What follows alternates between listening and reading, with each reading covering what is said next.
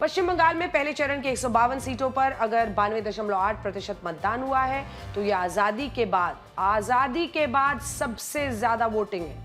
दिलचस्प बात यह है कि साल 2011 में जब सीपीएम का 34 सालों का शासन खत्म हुआ था, साल 2011 में 84.7% वोटिंग हुई थी, जो पश्चिम बंगाल के पूरे चुनावी इतिहास में यानी आजादी के बाद से सबसे ज्यादा वोटिंग साल 2011 में ही हुई थी।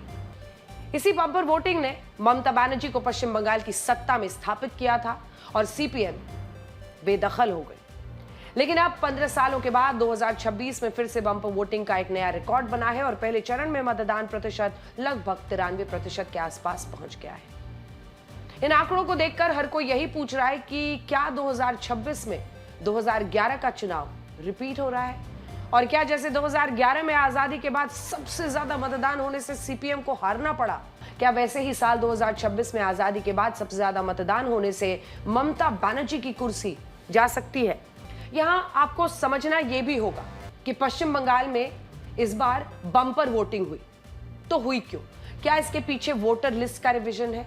91 लाख वोटर्स मतदाता सूची से बाहर हटाए गए, तो पूरा वोट परसेंटेज जो है वो ऊपर चला जाता है, या इसके पीछे बड़ा कारण यह है कि इस बार चुनाव में लोगों ने बिना डरे वोट डाला है?